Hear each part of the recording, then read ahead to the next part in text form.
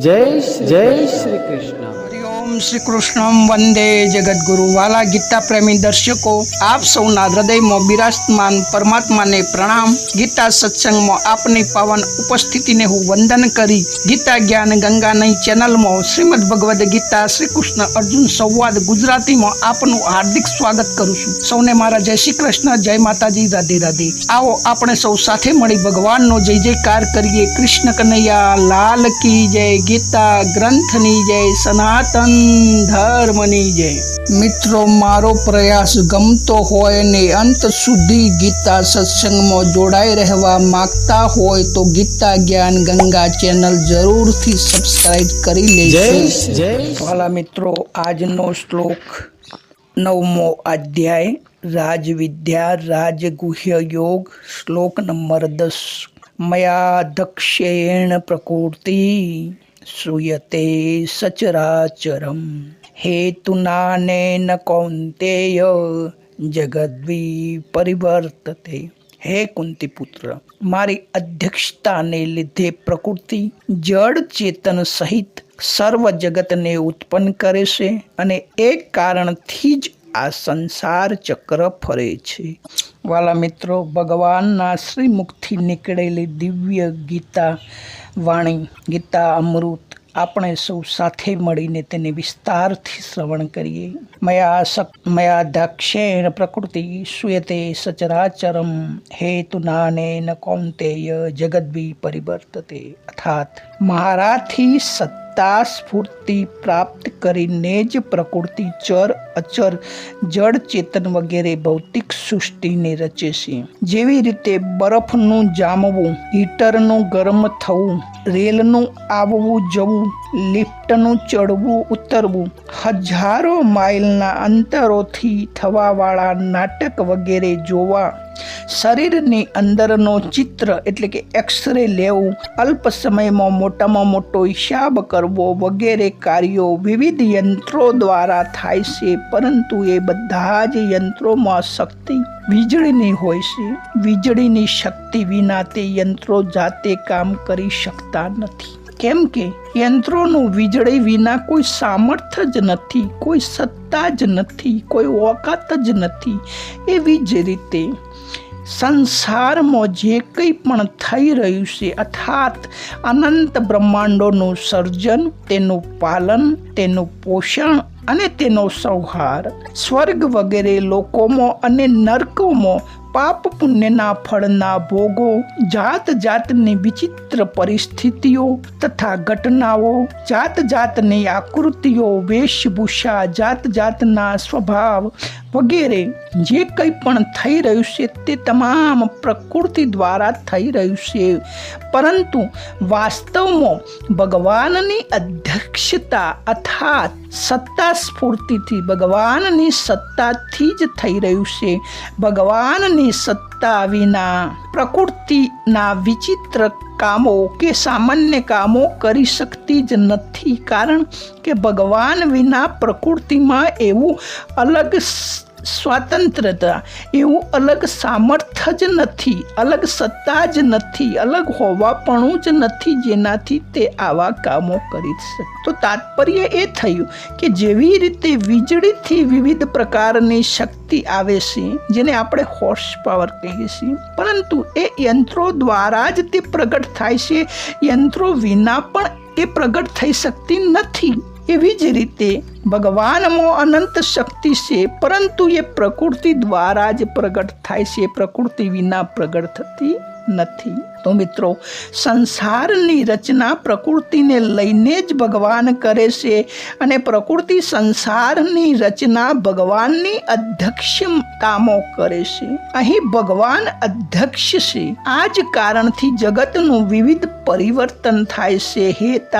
હેતુતાનેન જગદ્વી પરિવર્તને, તે વિવિધ પરિવર્તન શું છે? જો સુધી પ્રાણીઓની પ્રકૃતિ અને પ્રકૃતિનું કાર્ય શરીરોની સાથે હું અને મારાપણું ચાલુ રહે છે, ત્યાં સુધી તેનાથી વિવિધ પરિવર્તન થતું જ રહે છે। અર્થાત ક્યારેક આ લોકમાં તો ક્યારેક બીજા લોકમાં, ક્યારેક એક શરીરમાં તો ક્યારેક બીજા શરીરમાં, ક્યારેક એક યોનિમાં તો ક્યારેક બીજા યોનિમાં પરિવર્તન થતું જ રહેશે.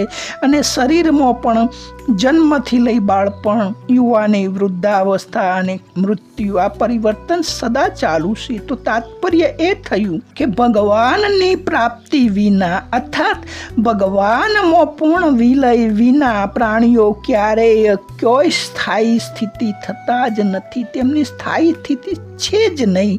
તેઓ જન્મ મરણના ચક્કરમાં ઘૂમતા રહે છે.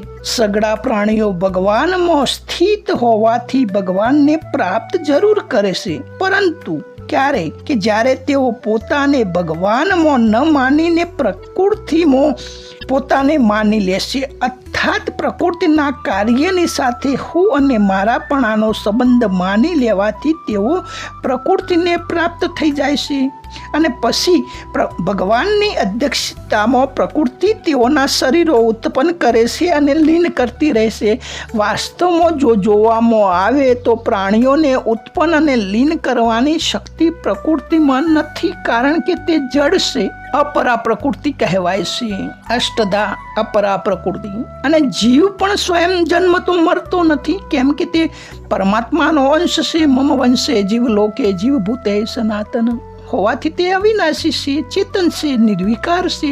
પરંતુ પ્રકૃતિજન્ય પદાર્થો સાથે હું અને મારાપણાનો સંબંધ જોડી તેને પરવશ થઈને જીવને જન્મવું અને મરવું પડે છે, અર્થાત નવા નવા શરીરો ધારણ કરવા અને છોડવા પડે છે. પુનરપી જનનમ પુનરપી મરણમ.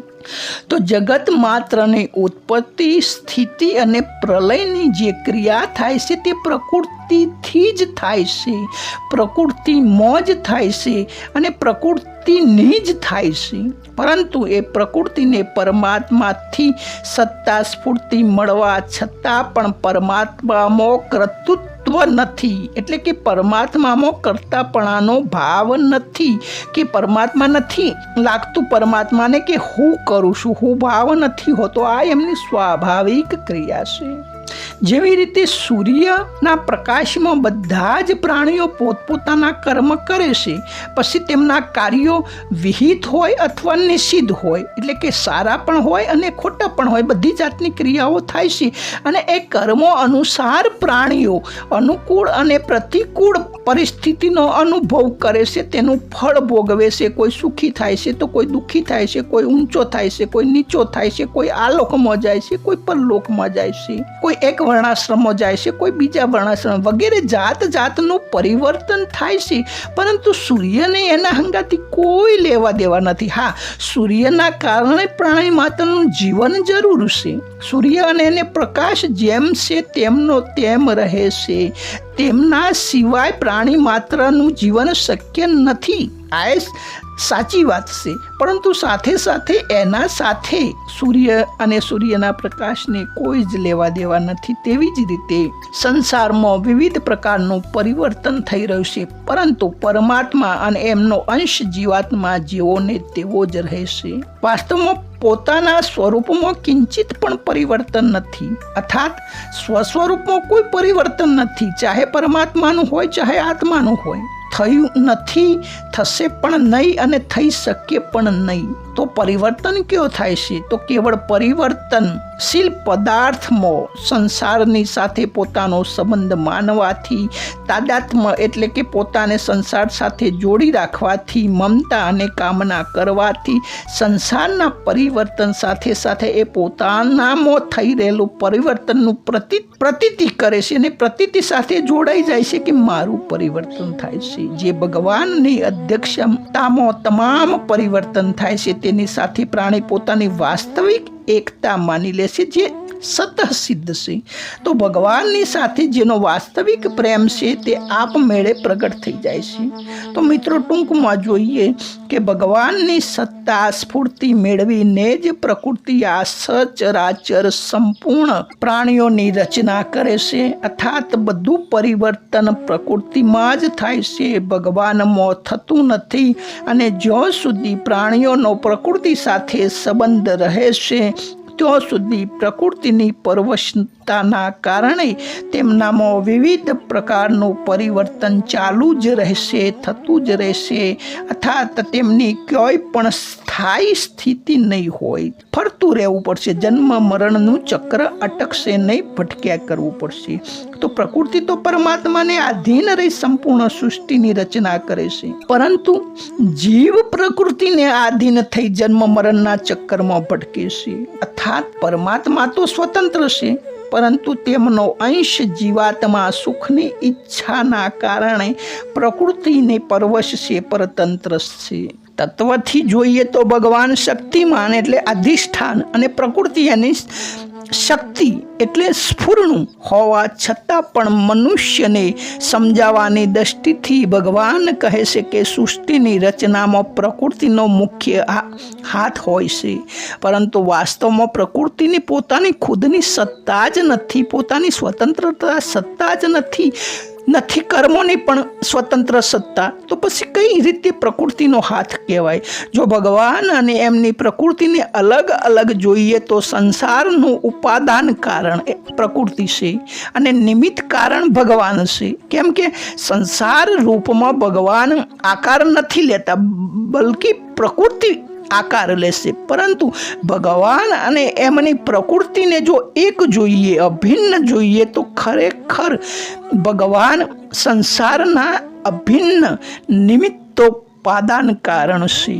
7મા અધ્યાયના આરંભમાં ભગવાને પરા અને અપરા જે પ્રકૃતિનું વર્ણન કર્યું તે અહીં 9મા અધ્યાયના આરંભમાં તેનું કાર્ય એટલે કે ઉત્પત્તિ, સ્થિતિ અને પ્રલયનું વર્ણન કરે છે, જે ભગવાનની લીલા ગણાય છે. તો તાત્પર્ય એ થયું કે 7મા અધ્યાયમાં પરા અપરાનું વર્ણન મુખ્ય છે અને અહીં પરા અપરાના માલિક એટલે કે પરમાત્માનું વર્ણન મુખ્ય છે.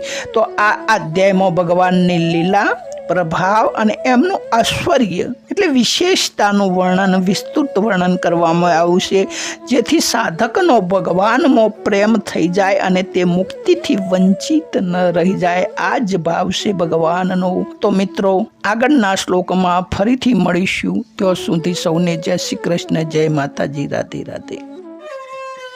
મારા વાલા ગીતા પ્રેમી સજ્જનો, ગીતા સત્સંગને અહીં વિરામ આપીએ. આપ શ્રીમદ ભગવદ્ ગીતા સંપૂર્ણ ક્રમશઃ સરળ ગુજરાતી ભાષામાં સમજવા માંગતા હોય અને હજુ સુધી આપણે ગીતા જ્ઞાન ગંગા ચેનલ સબસ્ક્રાઇબ ન કરી હોય તો જરૂરથી કરી લેજો. સૌને મારા જય શ્રી કૃષ્ણ, જય માતાજી, રાધે રાધે. ફરી મળીશું આગળના શ્લોકમાં.